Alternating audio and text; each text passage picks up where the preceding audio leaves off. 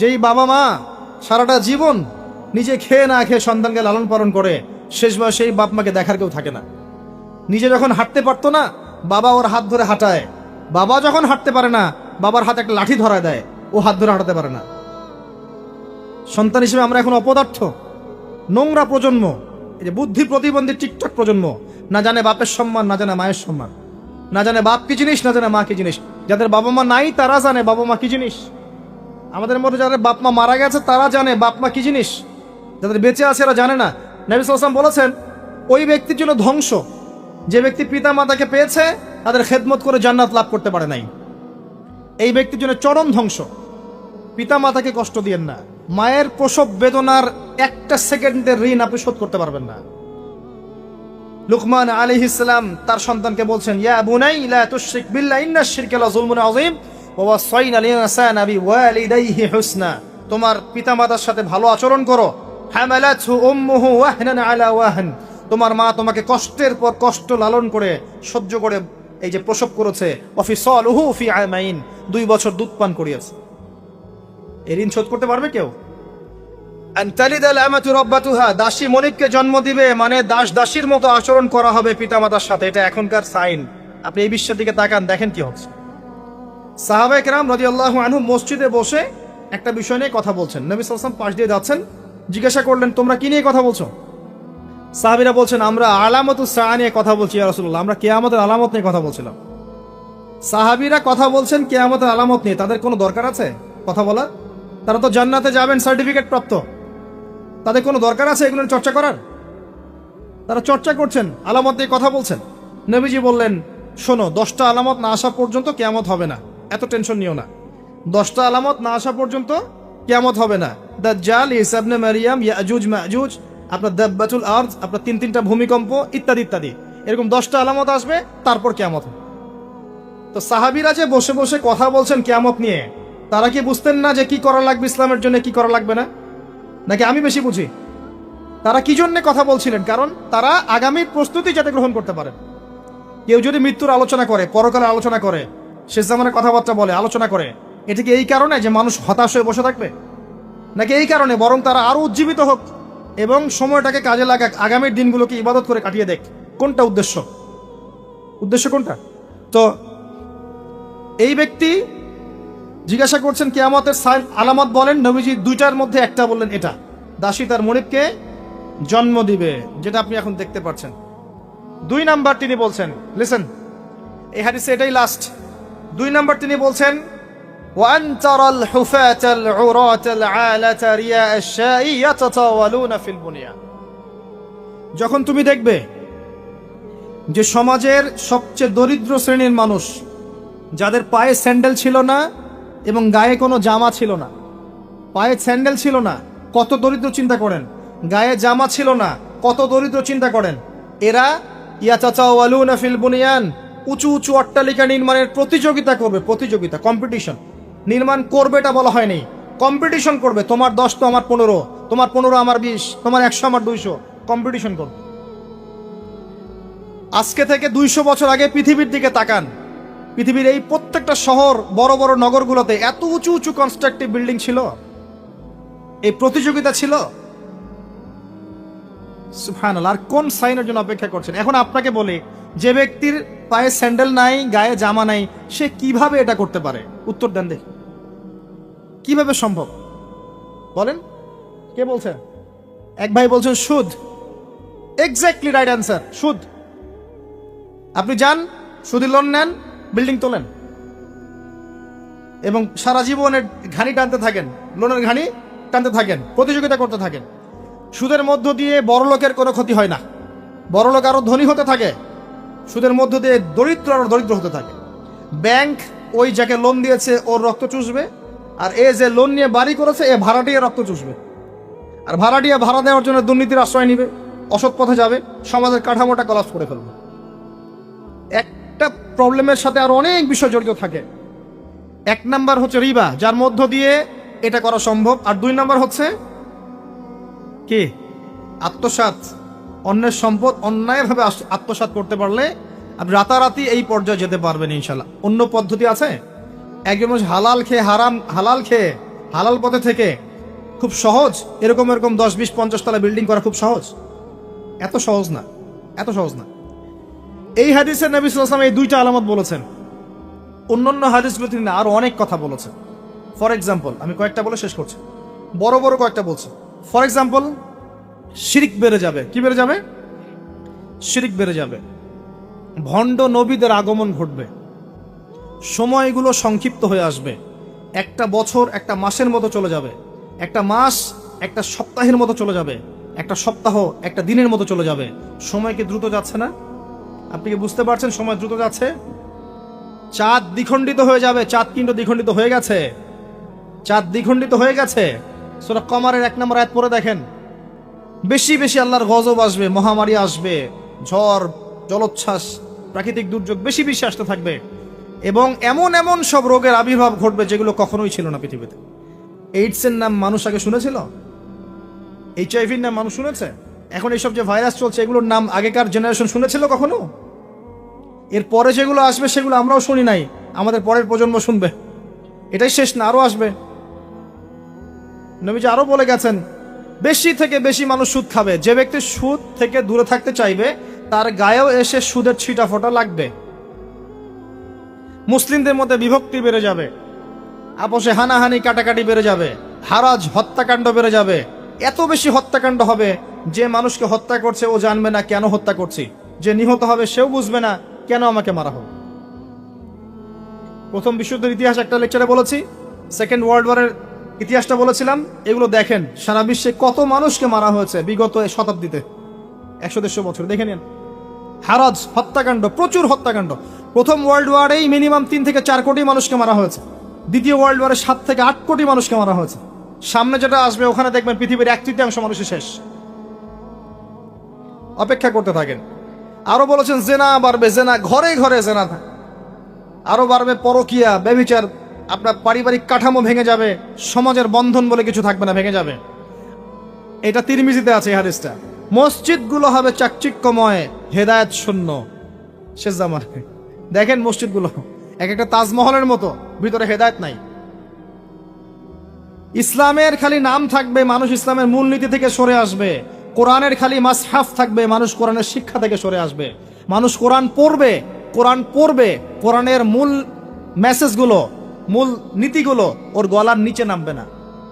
হাদিস, মানুষ কোরআন পড়বে, কোরআনের শিক্ষাগুলো গলার ভিতরে ঢুকবে না। আছে না? এখন আপনি দেখেন কত মানুষকে দেখবেন কোরআন পড়তে জানেই না অর্থ কি জিনিস। আর যদি কেউ বলে অর্থ পড়ার দিকে উৎসাহিত করে, অর্থ পড়া উচিত, অর্থের দিকে যান, বলবে ওকে আবার বিতর্কিত করা শুরু করে দেবে। মানুষকে তো উৎসাহ দেওয়া দরকার যে আপনারা অর্থ পড়েন, তাহলে কোরআনের মূল মেসেজটা বুঝতে পারবেন। একজন আলেমের কাজ কি? মানুষকে কোরআনের মূল মেসেজটা শিক্ষা দেয়া, উৎসাহিত করা। আপনি তেলাওয়াত করলে তো নাকি পাবেনই, অবশ্যই প্রত্যেক হরফে 10 নাকি পাবেন, কিন্তু তেলাওয়াত করলেই কি অর্থ বুঝতে পারবেন? অর্থ না বুঝলে কি ভিতরের কথাগুলো হজম করতে পারবেন, শিখতে পারবেন? এটা বোঝার জন্য কি লাগে ভাই? সামান্য কমন সেন্স যথেষ্ট। নবীজি বলেছেন জেনা বাড়বে এবং নারীদের সংখ্যা বাড়বে, মেয়েদের সংখ্যা বাড়বে। মেয়েদের সংখ্যা বাড়তে থাকবে। এমন একটা সময় আসবে প্রত্যেক একজন পুরুষের জন্য 40 জন মহিলার দায়িত্ব চলে আসবে। স্ত্রী না ভাই, এত খুশি হওয়ার দরকার নাই। স্ত্রী কথা বলা হয়নি। 40 জন মহিলার দায়িত্ব চলে আসবে। আপনার মা, বোন, খালা, ফুপু সব মিলে দেখবেন 40টা ফ্যামিলি আপনাকে টানতে হচ্ছে, আপনি একজন পুরুষ। আস্তে আস্তে এগুলো বাড়ছে না? বাড়ছে। মহিলারা পুরুষদের পোশাক পরবে আর পুরুষেরা মহিলার পোশাক পরবে, এটা বড় সাইন। আরেকটা সাইন আছে যে মহিলারা এমন পোশাক পরে রাস্তাঘাটে ঘুরবে যেই পোশাক পরেও তারা নগ্ন থাকবে। নিসাউন কাসিয়াতুন আরিয়াহ মুইলাতুন মামিলাত। আখিরুজ জামানে এক শ্রেণীর নারী বের হবে যারা পোশাক পরেও নগ্ন থাকবে, অন্যকে আকৃষ্ট করবে, অন্যর দিকে নিজেও আকৃষ্ট হবে। আপনাদের এখানে এই ট্রেডিশন নাই? বলতে থাকলে ভাই রাত শেষ হয়ে যাবে, আমি আলোচনা গুটিয়ে নেওয়ার চেষ্টা করছি। মূল কথা হচ্ছে ভাই যে আলামাতুস সাআ নিয়ে কথা বললে অনেক কথা বলা যায়। মূল বিষয়টা হচ্ছে আমাদের ইসলামের বেজ, ইসলামের পিলার। মূল বিষয় হচ্ছে ঈমান, মূল বিষয় হচ্ছে ইহসান এবং আগামীর বিশ্ব সম্পর্কে সচেতনতা।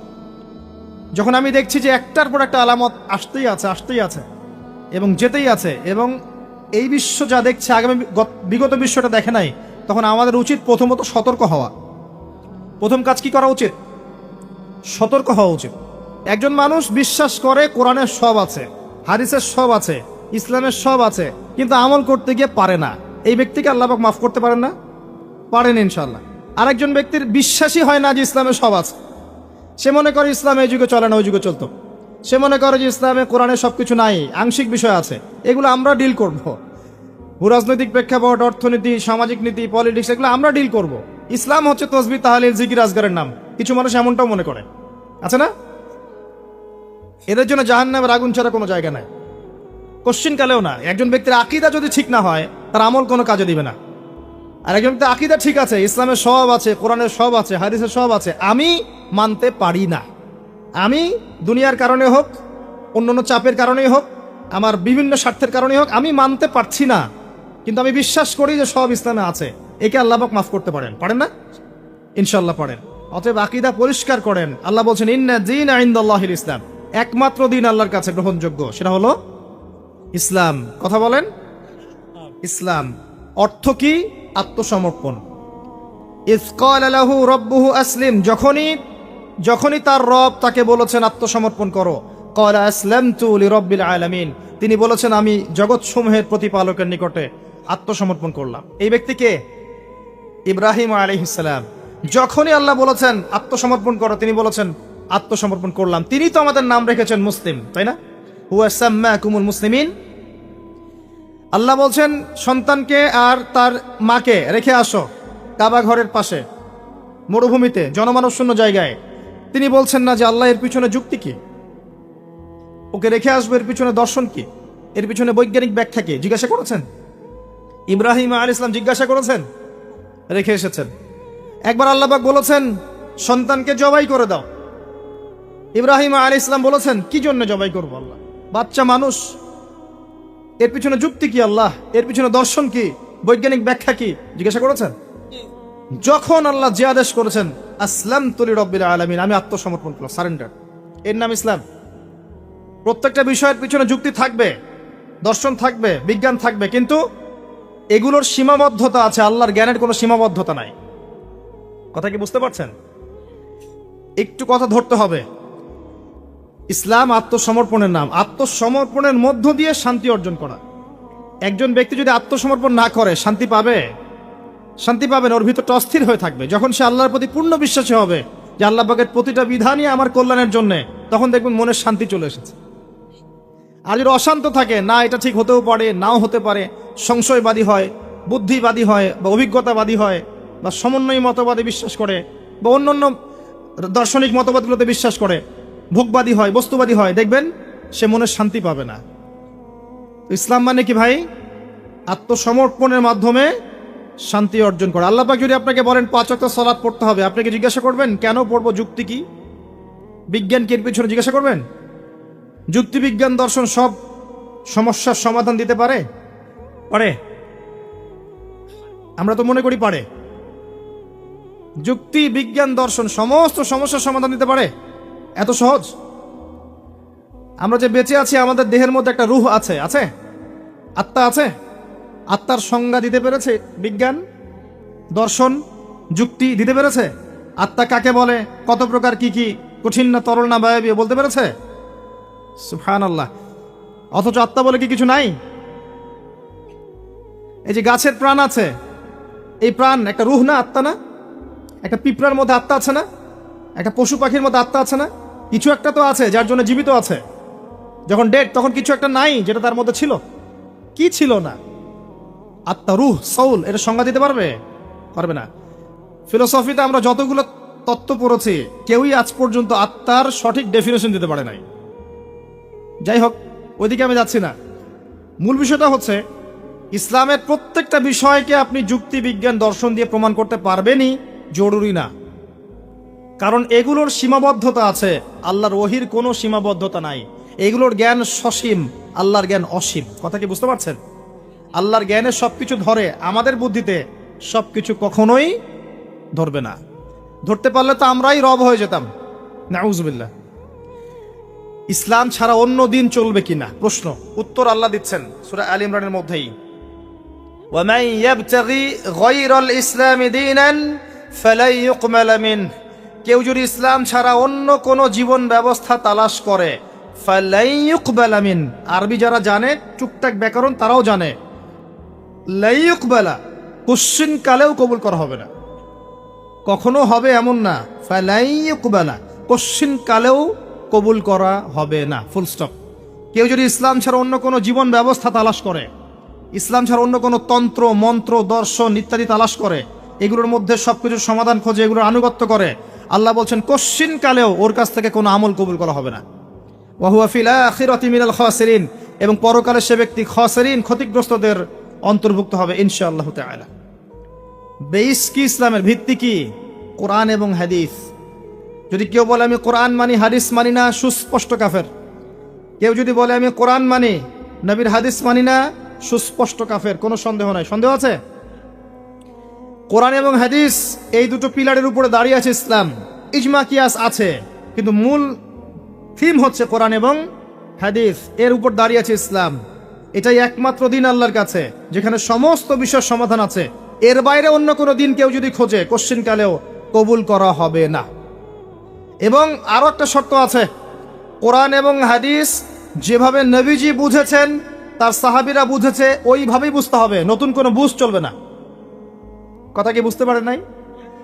কোরআন এবং হাদিসের কিছু ব্যাখ্যা আছে না, এই ব্যাখ্যাগুলো নিজে মন গড়া করব না নবীর ব্যাখ্যা নিব? একটা আয়াত আছে কোরআনের মধ্যে, তোমরা সেহরি করো, পানাহার করো, যতক্ষণ না সাদা সুতা কালো সুতা থেকে আলাদা করা যায়। এখন কি আপনি রাতের বেলা সুতা নিয়ে বসে থাকবেন আর খাওয়া দাওয়া করবেন? কি করবেন? সাদা সুতা কালো সুতা পার্থক্য না করা পর্যন্ত কি খাওয়া দাওয়া করবেন? কি বুঝিয়েছেন আল্লাহ পাক এখানে? এই ব্যাখ্যাটা কে দিবে? আমি দিব না নবী দিবেন? একজন সাহাবী সুতা নিয়ে বসে আছেন, খাওয়া দাওয়া করছেন, এদিকে সুবহে সাদিক পার হয়ে গেছে। নবীজি পরে ডেকে বুঝালেন আসলে এর ব্যাখ্যা এটা নয়। এখানে আল্লাহ পাক রাতের অন্ধকার আর সুবহে সাদিক বুঝিয়েছেন, সাদা সুতা কালো সুতা। কে ব্যাখ্যা করলেন? নিজে স্বয়ং নবী সাল্লাল্লাহু আলাইহি ওয়াসাল্লাম। আরবি জানার পরেও, আরবি জাতীয়তাবাদে থাকার পরেও, আরবি ভাষা বোঝার পরেও সাহাবী ব্যাখ্যা করতে পারলেন না। আর এত সহজ আপনি অনুবাদ পড়ে ইসলামের ব্যাখ্যা করে ফেললেন। অনুবাদ পড়েই, তাফসির পড়েই কোরআন নতুন নতুন মন গড়া ব্যাখ্যা করা শুরু করলেন। কোরআন এবং হাদিসের ওই ব্যাখ্যাই নিতে হবে যে ব্যাখ্যা সাহাবী করেছেন অথবা নবী সাল্লাল্লাহু আলাইহি ওয়াসাল্লাম করেছেন, প্রমাণিত। তাদের থেকে আসতে হবে। নিজের মন গড়া কোনো ব্যাখ্যা চলবে না, তবে ইস্তেহাদ চলবে। কি চলবে? ইস্তেহাদ মানে একটা মাসআলা দেয়া আছে, এই মাসআলার আলোকে আপনি অন্যান্য মাসআলা বের করতে পারবেন। যেমন আল্লাহ পাক বলেছেন মাদক খেও না, মাদক খেও না, এটা হারাম, ছেড়ে দাও। আচ্ছা, এখন এখানে তো কোরআনে তো সিগারেট শব্দ নাই, এখানে তো ইয়াবা শব্দ নাই, এখানে তো এই যে ফেন্সিডিল শব্দ নাই, গাঁজা শব্দ নাই, আফিম নাই, যেগুলো আপনাদের এখানে চাষ হয়, তাই না? তামাক নাই, এগুলো নাই। কোরআনে যেহেতু নাই তাহলে খাওয়া যাবে। ব্যাপারটা কেমন? কোরআনে মূলনীতি দেয়া আছে না? এখন যে কোনো বস্তুই যাই মাদকতা সৃষ্টি করবে সেটাই হারাম, সিম্পল। এই যে ইস্তেহাদ করলেন আপনি, এটার অপশন আছে, এর দরজা খোলা আছে, কিন্তু নতুন মন গড়া ব্যাখ্যা চলবে না। অন্যান্য সমস্ত ধর্মের ভালো ভালো জিনিসগুলোকে নিয়ে নতুন একটা ধর্ম চালু করলেন আর সবাইকে ওইদিকে ডাকছেন। এইসব তন্ত্রমন্ত্র ইসলাম বিশ্বাস করেন। চূড়ান্ত সঠিক রিলিজিয়ন ইসলাম, এখানে সমস্ত কিছু সমাধান আছে, এখানেই সবকিছু আছে, এর বাইরে কিচ্ছু নাই। হ্যাঁ, ইসলামের কল্যাণের সাথে যদি কোনো কিছু মিলে যায় ওই বিষয়টা নিতে আমাদের কোনো আপত্তি নেই, কিন্তু কোরআন সুন্নাহর মূলনীতির সাথে কোনো কিছু যদি না মেলে সেটা মানতে মুসলিমরা কোশ্চিন কালেও বাধ্য নয়। এবং তালগোল পাকিয়ে সমস্ত ধর্মের কিছু নিয়ে একটা নতুন ধর্ম তৈরি করার অধিকার আল্লাহ কাউকে দেন নাই। এটা একটা প্রবৃত্তির দাসত্ব, নতুন ধর্ম। এটা একটা মানব সৃষ্ট ধর্ম। যে ব্যক্তি এগুলোতে বিশ্বাস করবে সে ইসলাম থেকে খারিজ হয়ে যাবে ইনশাআল্লাহ তাআলা। ওয়া হুয়া ফিল আখিরাতি মিনাল খাসিরিন। খুব সতর্ক থাকবেন। কোরআন সুন্নাহে যা আছে চূড়ান্ত, এর বাইরে কিচ্ছু নাই হকের, এর বাইরে আসলে কিছু নাই, এটাই চূড়ান্ত। যদি কোনো কিছু মিলে যায় কোরআন সুন্নাহর সাথে মানতে আপত্তি নাই, যদি না মেলে মুসলিম না মানাই তোমার জন্য ওয়াজিব, না মানাই তোমার জন্য ফরজ। আল্লাহ পাক বোঝার তৌফিক দান করুন, আমিন। আর একটা বিষয় হচ্ছে, এই ইসলাম কি নতুন কোন ধর্ম কিনা? উত্তর জি না। সৃষ্টির শুরু থেকে শেষ পর্যন্ত ইসলামই আছে, এর বাইরে কিছু নাই। আদম আলাইহিস সালাম মুসলিম ছিলেন, ইব্রাহিম আলাইহিস সালাম মুসলিম ছিলেন, নবী মুসা আলাইহিস সালাম বনু ইসরাইলের নবী, ইহুদিদের নবী, তিনি মুসলিম ছিলেন। ঈসা ইবনে মারইয়াম নাসারাতের নবী মুসলিম ছিলেন, মুহাম্মদ সাল্লাল্লাহু আলাইহি ওয়াসাল্লাম মুসলিম ছিলেন। যত নবী রাসূল এসেছেন সবাই একটা ধর্ম নিয়ে এসেছেন, এর বাইরে কোনো ধর্ম নিয়ে আসেন নাই। কিন্তু এক একটা রিলিজিয়ন ছিল এক একটা অঞ্চলের জন্য, একটা সম্প্রদায়ের জন্য, নির্দিষ্ট সময়ের জন্য, স্থান এবং কালের জন্য। কিন্তু কোরআন এবং সুন্নাহ সমস্ত মানব জাতির জন্য। সুবহানাল্লাহ।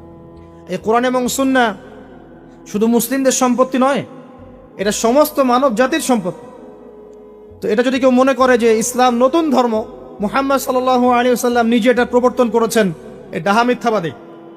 ইসলাম চির প্রাচীন, চির নতুন, চির আধুনিক।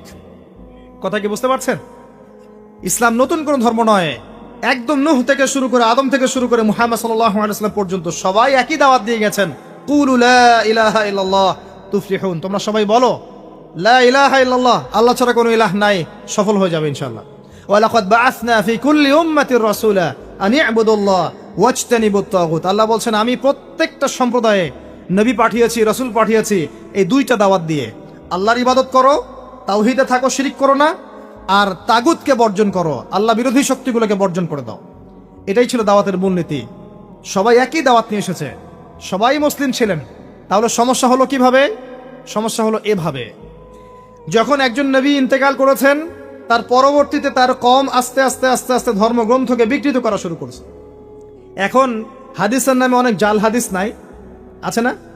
অনেক জাল হাদিস, তারপরে অনেক উল্টাপাল্টা হাদিস মানুষ বলে বেড়াচ্ছে না, যেগুলো কোনোদিন শোনেন নাই জীবনে, আছে না? তো আল্লাহ পাক কোরআন সংরক্ষণ করেছেন, কোরআনের মধ্যে কেউ একটা চুল পরিমাণ ঢুকাতে পারবে না, বের করতে পারবে না। হাদিসের নামে অনেকেই জালিয়াতি করেছে, করে নাই? এখানে যদি এই সমস্যা হয় তাহলে আগের ধর্মগ্রন্থগুলোর কথা চিন্তা করেন, চিন্তা করে দেখেন।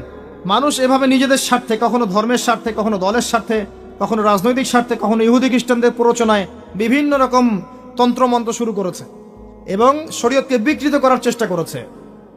এটা শুরু থেকেই ছিল, এভাবেই আস্তে আস্তে ধর্মগুলো বিকৃত হয়েছে। যখনই একটা ধর্ম বিকৃত হয়েছে, আসমানি কিতাবকে বিকৃত করা হয়েছে, আল্লাহ পাক নতুন নবী পাঠিয়েছেন, নতুন আসমানি কিতাব পাঠিয়েছেন। কিন্তু কিয়ামত পর্যন্ত কোরআন এবং হাদিসের বাইরে নতুন কোনো কিতাব আসবে? আর কোনো নবী আসবেন? এবার আসেন যে টপিকটা দিয়েছেন ওখান থেকে কথা বলি। নবী সাল্লাল্লাহু আলাইহি ওয়াসাল্লাম বলেছেন কিয়ামতের আগে শেষ জামানায় 30 জন ভণ্ড নবীর আগমন ঘটবে। কতজন? তার মধ্যে 4 জন হবে মহিলা। 4 জন কি হবে? মহিলা। 30 জন ভণ্ড নবীর আগমন ঘটবে কিয়ামতের আগে আগে।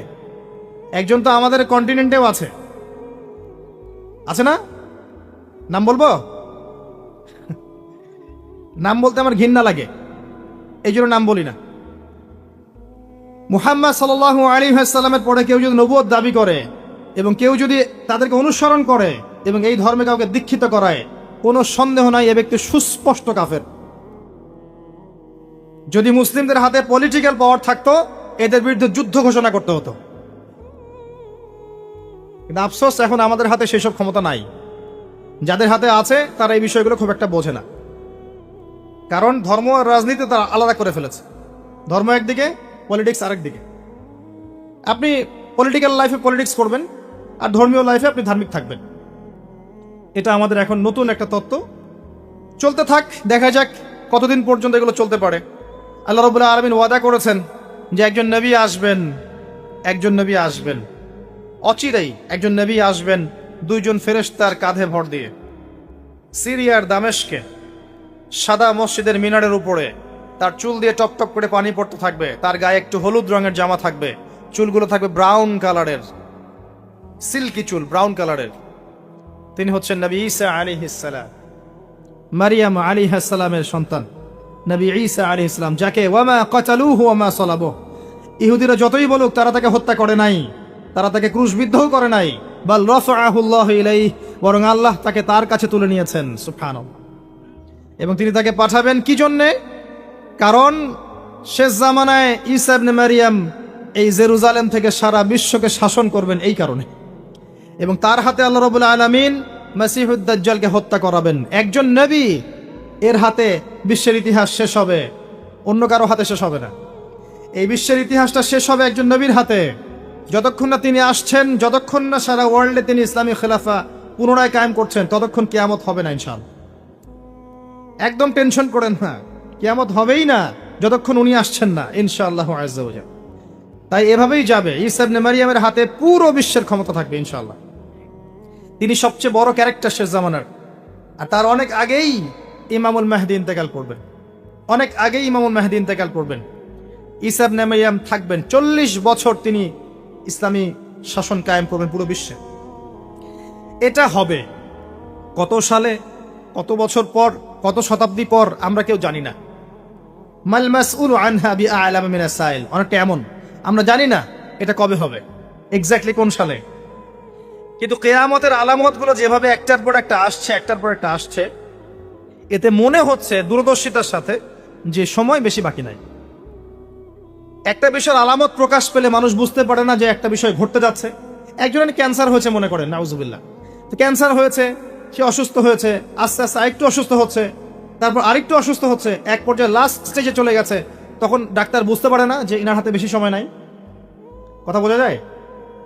যখন এমনভাবে সাইনগুলো একটার পর একটা আসতে থাকে, আমরা অনুমান করে ফেলি না, একটা এস্টিমেট করি না যে সম্ভবত সময় বেশি নাই, এই ব্যক্তি বেশি দিন বাঁচবে না, হয়তো বা শেষ স্টেজে আছে, ক্যান্সার ধরা পড়েছে, সে একদম শয্যাশায়ী, মৌতের আলামত প্রকাশ পাচ্ছে।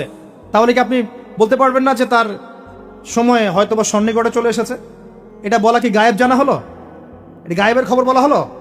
এটা আপনার দূরদর্শিতা, এটা আপনার হিকমা, আপনার প্রজ্ঞা, আপনার দূরদর্শিতা, আপনার বসীরা। এই বসীরার চর্চা করা কি নাজায়েজ? আমরা হাদিসটা শেষ করি, তারপর দেখবেন নবী সাল্লাল্লাহু আলাইহি ওয়াসাল্লাম কি করেছেন। আমি বলতে চাচ্ছি, বিশ্ব এখন যে অবস্থা আছে, আস্তে আস্তে আলামতগুলো আরো বাড়বে এবং শেষটা হবে একজন নবীর হাতে, যিনি এই পৃথিবীকে শাসন করবেন, একজন বাদশা হিসেবে শাসন করবেন। একজন নবী হবেন এই বিশ্বের শেষ রাজনীতিবিদ। আপনি কি বলছেন? রাজনীতি এক জিনিস আর ধর্ম এক জিনিস। একজন নবী হবে এই বিশ্বের শেষ পলিটিশিয়ান, দেখে নিয়েন। তার নাম কি? নবী ঈসা ইবনে মারইয়াম। ও ওয়ার্ল্ড ব্যাংক কিছুই করতে পারবে না তাকে, ইউনাইটেড নেশনস তার কোনো ক্ষতি করতে পারবে না, ওই ন্যাটো তার কোনো ক্ষতি করতে পারবে না, ওই ইসরায়েল তার কোনো ক্ষতি করতে পারবে না, পশ্চিমা সবাই একত্রিত হয়ে ওর কোনো ক্ষতি করতে পারবেন ইনশাআল্লাহ তাআলা। আল্লাহ পাক তাকে মদদ করবেন, সাহায্য করবেন। কে আছে তাকে ঠেকাবে? কে আছে তাকে ঠেকাবে? কেউ নাই।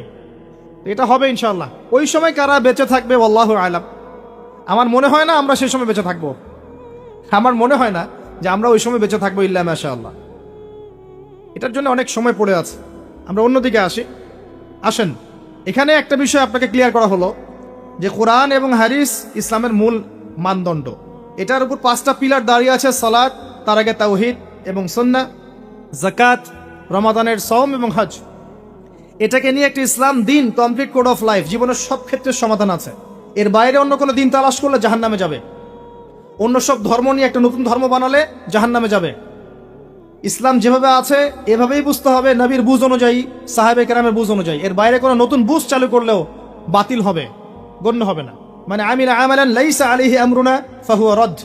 কেউ যদি ইসলামের নামে নতুন কোনো তন্ত্রমন্ত্র চালু করে যার পক্ষে আমাদের কোনো দলিল নাই, সেটা প্রত্যাখ্যাত, নবী সাল্লাল্লাহু আলাইহি ওয়াসাল্লাম বলেছেন। এবার আসেন দ্বিতীয় প্রশ্ন। এই ব্যক্তি প্রশ্ন করছেন, কোন ব্যক্তি? ওই যে সাদা পোশাক, কালো চুল, হাঁটুর সাথে হাঁটু লাগিয়ে বসে আছেন, যাকে আরবের কেউ দেখে নাই, নতুন মুখ মনে হচ্ছে। এবার তিনি প্রশ্ন করছেন, ইয়া মুহাম্মদ, বলেন সাল্লাল্লাহু আলাইহি ওয়াসাল্লাম, আখবিরনি আনিল ঈমান, আমাকে ঈমান সম্পর্কে বলুন। নবীজি বলছেন, আল ঈমান, ঈমান হচ্ছে আন তুমিনা বিল্লাহ, তুমি আল্লাহর প্রতি বিশ্বাস করবে, 1, ওয়া মালায়েকাতিহি, ফেরেশতা মণ্ডলীর প্রতি বিশ্বাস করবে, 2, ওয়া কুতুবিহি, আসমানি কিতাব সমূহের প্রতি বিশ্বাস করবে, 3, ওয়া রুসুলিহি, সমস্ত নবী রাসূলের প্রতি বিশ্বাস করবে, এটা 4, 5, ওয়াল ইয়াউমিল আখির, পরকালের প্রতি বিশ্বাস করবে, 6, ওয়াল কদরি খায়রিহি ওয়া শাররিহি, তাকদীরের ভালো মন্দের প্রতি বিশ্বাস করবে। ঈমানের পিলার কয়টা ভাই? কয়টা? সুবহানাল্লাহ, 5টা হলো। আমার সাথে বলেন, 1 নাম্বার কি? আল্লাহর প্রতি 2 নাম্বার বলেন মালায়েকার প্রতি বিশ্বাস, 3 নাম্বার ভুলে গেছেন? আসমানি কিতাব সমূহের প্রতি বিশ্বাস, 4 নাম্বার রাসূলগণের প্রতি ঈমান, 5 নাম্বার ওয়াল ইয়াউমিল আখির, মানে কি? পরকালের প্রতি ঈমান, 6 নাম্বার ভাগ্য তাকদীরের ভালো মন্দের প্রতি ঈমান। মনে থাকবে? ঈমানের পিলার 6টা। কয়টা? 6টা। ইসলামের পিলার কয়টা ছিল? 5টা। এই 6টা পিলারকে আবার 3টা কাজ করতে হবে। কয়টা কাজ? 1 নাম্বার তাসদিক বিল জিনান, আপনাকে অন্তর থেকে বিশ্বাস করতে হবে, এগুলোকে অন্তর দিয়ে বিশ্বাস করতে হবে। আব্দুল্লাহ বিন উবাই মুনাফিকের মতো মুখ দিয়ে স্বীকৃতি শুধু নয়, অন্তর দিয়ে বিশ্বাস করতে হবে। তারপরে ইকরার বিল লিসান, আপনাকে মৌখিক স্বীকৃতি প্রদান করতে হবে। 3 নাম্বার হচ্ছে ওয়াল আমালু বিল আরকান, আপনাকে কাজে বাস্তবায়ন করতে হবে। তাহলে ইমানের 6 পিলারকে কি করব? 3 কাজ করব। কয় কাজ? 3 কাজ। 1 নাম্বার অন্তরে বিশ্বাস, 2 নাম্বার বলেন মুখে স্বীকৃতি, 3 নাম্বার কাজে বাস্তবায়ন। কেউ যদি বলে আমি মনে বিশ্বাস করি, আমার নামাজ না পড়লেও চলবে? কেউ যদি বলে আমি মনে অনেক বিশ্বাস করি, যাকাত না দিলেও চলে, আমার চলবে? অনেকে তো এখন এমনও বলে যে আমার নামাজ রোজা হজ যাকাত কিছুরই দরকার নাই, আমি মারেফতের উচ্চ আসনে পৌঁছে গেছি, বলে না? আছে না এরকম ভণ্ডপীর? আছে না? সাবধান, ঈমান আমল হারাবেন না। ওয়া'বুদ রাব্বাকা হাত্তা ইয়াতিয়াকাল ইয়াকিন, নবী সাল্লাল্লাহু আলাইহি ওয়াসাল্লামকে বলা হয়েছে শেষ পর্যন্ত, মউত আসার আগ পর্যন্ত তুমি আল্লাহর ইবাদত করতে থাকো। আর এখন এক শ্রেণী মানুষ বলছে নামাজ রোজা হজ যাকাত আমাদের লাগে না, সাধারণ মানুষের লাগে। আমরা তো পৌঁছাই গেছি জায়গা মতো। কোথায় পৌঁছাই গেছেন ভাই? সুবহানাল্লাহ। তো 3টা কাজ করাই জরুরি। অন্তরে বিশ্বাসও যেমন করতে হবে, মুখে স্বীকৃতি দিতে হবে, এবং কাজে বাস্তবায়ন করতে হবে। আল্লাহ পাক তৌফিক দান করুন, আমিন। কাজে বাস্তবায়ন করতে গিয়ে আপনার দ্বারা ভুল ত্রুটি হতে পারে, কবিরা গুনাহও হতে পারে। আপনি সুদ খেয়ে ফেলতে পারেন, জেনা করে ফেলতে পারেন, আপনি কি বলবো হারাম খেতে পারেন, কবিরা গুনাহ করে ফেলতে পারেন, মিথ্যা বলতে পারেন, গীবত করতে পারেন, ইত্যাদি ইত্যাদি। অনেক বড় বড় পাপ করতে পারেন কাজ করতে গিয়ে। তখন আপনার জন্য তওবার দরজা খোলা আছে না নাই? মৌত পর্যন্ত তওবার দরজা খোলা আছে না নাই? আপনার জন্য তওবার দরজা খোলা আছে, আপনি তওবা করে ফিরে আসতে পারবেন। কেউ যদি কবিরা গুনাহ করে, সে কি কাফের হয়ে যাবে? তাকে কি হত্যা করা লাগবে? লাগবে না। ইসলামের নামে যারা সন্ত্রাসবাদ ছড়িয়েছে, এরা এই আকীদায় বিশ্বাস করে। খারেজি আকীদাটাকে বলা হয়, কি বলা হয়? খারেজি আকীদা। যারা মনে করে কবিরা গুনাহ করলেই মানুষকে হত্যা করা যায়, সে হত্যাযোগ্য, এটা মনে করেই তারা মুসলিম কান্ট্রিগুলোর মধ্যে এই যে সন্ত্রাসবাদ ছড়িয়েছে। আকীদা বুঝতে পারছেন কোন জায়গায়? এই জায়গায় সমস্যা। আহলে সুন্নাহ ওয়াল জামায়াতের আকীদা হচ্ছে কবিরা গুনাহ করলেই কোনো ব্যক্তি কাফের হয়ে যায় না, বরং সে ব্যক্তি ফাসেক বা জালেম হতে পারে, তার তওবার দরজা খোলা আছে, শেষ পর্যন্ত তওবা করতে পারবে ইনশাআল্লাহ। কোন অবস্থায় তার মৌত হবে সেটা আল্লাহ দেখবেন, আমার জাজ করার কোনো দরকার নাই। আছে? কোনো দরকার নাই। আল্লাহ পাক আমাদেরকে বোঝার তৌফিক দান করুন, আমিন। এটা 2 নম্বর প্রশ্ন। রাত অনেক গভীর হচ্ছে, আমি অল্প করে আলোচনা করবো ইনশাআল্লাহ, একটু অপেক্ষা করেন। 3 নম্বর প্রশ্নে চলে আসেন। এই ব্যক্তি প্রশ্ন করছেন 3 নম্বর। কোন ব্যক্তি ভাই? ওই যে হাঁটুর সাথে হাঁটু লাগিয়ে বসে আছেন, তার গায়ে কি রঙের জামা আছে? তার চুল কেমন? তাকে চেনা যায়? পরিচিত না অপরিচিত? অপরিচিত। তিনি 3য় প্রশ্ন করছেন, ইয়া মুহাম্মদ সাল্লাল্লাহু আলাইহি ওয়াসাল্লাম আখবিরনি আনিল ইহসান, আমাকে ইহসান সম্পর্কে বলুন। ইহসান কি জিনিস এই সম্পর্কে আমাকে বলেন। এবার আমাদের নবীজি বলছেন আল ইহসান, ইহসান হচ্ছে আন তা'বুদাল্লাহা কাআন্নাকা তারাহ। খুব ভালো করে বোঝেন এই জায়গাটা। আন তা'বুদাল্লাহা কাআন্নাকা তারাহ, তুমি এমন ভাবে আল্লাহর ইবাদত করবে যেন তুমি আল্লাহকে দেখতে পাচ্ছো। কথা কি বুঝতে পারছেন? তুমি এমন ভাবে আল্লাহর ইবাদত করবে যেন তুমি আল্লাহকে দেখতে পাচ্ছো, মানে আল্লাহ কনসিয়াসনেস। আপনি নামাজ পড়ছেন, মনে মনে চিন্তা করছেন আল্লাহ আমাকে দেখছেন। আপনি ব্যবসা করতে বসেছেন, মাপছেন, ওজন দিচ্ছেন, একটু কম বেশি দেওয়ার সুযোগ আছে, কাস্টমার দেখছেন আপনাকে, কিন্তু আপনি চিন্তা করছেন আল্লাহ আমাকে দেখছেন। আপনি কি বুঝতে পারছেন কি বোঝাতে আছে? আপনাকে একটা বিল পাস করতে দেওয়া হয়েছে, আপনার সুযোগ আছে এখানে দুর্নীতি করার, আপনাকে টেবিলের তল দিয়ে টাকাও দেওয়া হয়েছে, আপনি নেওয়ার আগে চিন্তা করছেন যে আল্লাহ আমাকে দেখছেন। আপনি আপনার বান্ধবীর সাথে পড়াশোনা করছেন ফ্রি মিক্সিং এ, আপনার বান্ধবী আপনাকে প্রপোজ করছে, চলো আমার সাথে একটু কফি খাও, চলো না একটু ঘুরে আসি, বান্দরবন ঘুরে আসি, চলো না একটু ঘুরে আসি। ঘুরলে কি সমস্যা? বন্ধু বান্ধব একসাথে ঘুরতেই পারে। আর আমি তো তোমাকে ভালোবাসি, তোমাকে বিয়ে করবো, সমস্যা কোথায়? তাই না ভাই? তখন আপনি চিন্তা করছেন যে আল্লাহ আমাকে দেখছে, আল্লাহ আমাকে দেখছে। আপনার সামনে সুযোগ আছে সুদের টাকা খাওয়ার, আপনি চিন্তা করছেন যে আল্লাহ আমাকে দেখছে। সামনে আপনার জমি আছে, আপনি তামাক লাগাবেন না কলা চাষ করবেন, এখন তামাক লাগাতে গিয়ে চিন্তা করছেন আল্লাহ আমাকে দেখছেন। আমি কি বুঝাতে পারছি ভাই? এইভাবে প্রতিটা কাজ করা যে আল্লাহ আমাকে দেখছেন, এই চেতনার নাম হচ্ছে ইহসান। কি নাম? এটা অনেক উচ্চ পর্যায়ে। এই পর্যায়ে গেলে মানুষ আল্লাহর মারিফত পেয়ে যায়। এই পর্যায়ে গেলে মানুষ আল্লাহকে পেয়ে যাবে ইনশাআল্লাহ তাআলা। যখন একজন মানুষ প্রতিটা কাজে ফিল করবে যে আল্লাহ আমাকে দেখছেন। এই যে আপনি রোজা রাখবেন, খাবেন না, পানাহার করবেন না, বাথরুমে গিয়ে পানি খেতে পারেন না, কেউ দেখবে? কেন খান না? কি জন্য খান না? মনে করেন না যে আল্লাহ আপনাকে দেখছেন? এইটাই হলো ইহসান, যে আপনি চিন্তা করছেন আল্লাহ আমাকে প্রতিটা কাজেই দেখছে। আপনি আল্লাহ বিরোধী কোনো কাজ করতে পারি না, আল্লাহ আমাকে দেখছেন। আমি কারোর প্রতি জুলুম করতে পারি না, আল্লাহ আমাকে দেখছেন। বোনের সম্পত্তি আত্মসাৎ করতে পারি না আমি, আল্লাহ আমাকে দেখছেন। নামাজ না পড়ে আমি বাসায় ঘুমিয়ে থাকতে পারি না, আল্লাহ আমাকে দেখছেন। যাকাত না দিয়ে আমি থাকতে পারি না, আল্লাহ আমাকে দেখছেন। রমজানের রোজা না রেখে আমি থাকতে পারবো না, আল্লাহ আমাকে দেখছেন। আমি পর্দা না করে বেহায়ের মতো চলতে পারি না, আল্লাহ আমাকে দেখছেন।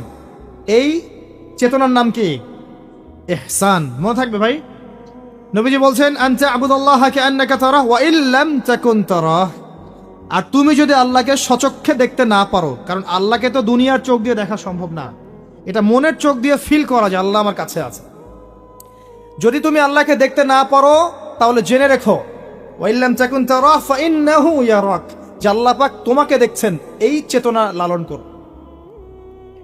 আমরা অনেক চেতনার কথা বলি না এখন, সবচেয়ে বড় এবং গুরুত্বপূর্ণ চেতনা হচ্ছে আল্লাহর চেতনা, আল্লাহর অস্তিত্বের চেতনা। আল্লাহ আমাকে দেখছেন, এই চেতনা, এটা যথেষ্ট জান্নাতে যাওয়ার জন্য। কোনো মানুষ যদি এভাবে চিন্তা করে যে আল্লাহ আমাকে দেখছেন, আমি আল্লাহকে দেখতে পাচ্ছি না, তো কি হয়েছে, আল্লাহ আমাকে দেখছেন, এই ব্যক্তি কি পাপ করতে পারবে? এই ব্যক্তি গোপনেও কি পাপ করতে পারবে? যদি পাপ করেও ফেলে তার মধ্যে অনুশোচনা আসবে না? আল্লাহ আমাকে দেখেছেন। যদি পাপ করেও ফেলে দেখবেন 2 রাকাত নামাজ পড়ে বলছে আল্লাহ আমাকে মাফ করবে। আমাদের চলতে ফিরতে পাপ হতে পারে, স্পেশালি যুবকদের পাপ বেশি হতে পারে। যদি পাপ হয়ে যায় হতাশ হবেন না। পাপ হয়ে গেছে হতাশ হবেন না। অজু করবেন, জায়নামাজে দাঁড়াবেন, 2 রাকাত নামাজ পড়বেন, ওই পাপের কথা আল্লাহকে বলে ক্ষমা চাইবেন। ইনশাআল্লাহ আল্লাহ পাক আপনার গুনাহকে নেকি দিয়ে পরিবর্তন করে দেবেন ইনশাআল্লাহ। যতবার পাপ হবে ততবার নামাজে দাঁড়াবেন, ততবার অজু করবেন, ততবার 2 রাকাত নামাজ পড়বেন এবং আল্লাহর কাছে ক্ষমা চাইবেন। ইনশাআল্লাহ আল্লাহ মাফ করে দেবেন। শয়তান আপনাকে হতাশ করতে চাইবে, ফ্রাস্ট্রেট করতে চাইবে। আরে তুমি অন্যায় করেছো, এত বড় বড় পাপ করেছো, তুমি পর্নোগ্রাফি দেখো, তুমি মেয়ের সাথে জেনা করেছো, তুমি মদ খাও, তুমি এই করো, তুমি কিভাবে আল্লাহর সামনে দাঁড়াবে, কোন মুখ নিয়ে দাঁড়াবে? এগুলো শয়তানের ওয়াসওয়াসা। কার ওয়াসওয়াসা? আল্লাহ পাক ক্ষমা করতে করতে ক্লান্ত হবেন না, আপনি ক্ষমা চাইতে চাইতে ক্লান্ত হয়ে যাবেন ইনশাআল্লাহ। আল্লাহ পাক এমন গফুর রহিম। এক ব্যক্তি 99টা খুন করেছে। কয়টা? 99টা খুন করে এক আলেমের কাছে গিয়ে বলেছে যে আমার কি তওবা হবে? সে বলেছে না, তওবা হবে না। সে বলেছে কি তওবা হবে না। সে আলেম ছিল না, সে আবেদ ছিল। আবেদ মানে ইবাদত করতে বেশি বেশি, খুব বেশি জ্ঞান ছিল না। আমাদের মতো আমরা কিন্তু ইবাদত বেশি করি, জ্ঞান খুব কম। তো সে ছিল আবেদ, সে বলেছে না তওবা হবে না। তো ও বেটারেও কোপ দিয়ে 100টা খুন করে ফেলেছে, 100 ফিল আপ। এবার সে চিন্তা করছে যে আমি কি করব। আরেকজন আলেমের কাছে গিয়ে বলছে আমি 100টা খুন করেছি, তওবা হবে? তো এই আলেম সত্যিকারের আলেম ছিলেন, তিনি বলেন হ্যাঁ তওবা হবে, তুমি ইস্তেগফার করো এবং এই এলাকা থেকে চলে যাও, অন্য এলাকায় গিয়ে থাকো, অন্য একটা এলাকায় গিয়ে থাকো, এখানে তোমার স্মৃতি জড়িত আছে, অন্য জায়গায় হিজরত করে গিয়ে থাকো। তো সে ব্যক্তি চলে গেল, যাওয়ার পথে তার মৃত্যু হয়ে গেছে। আল্লাহ পাকের ফেরেশতা চলে এসেছে,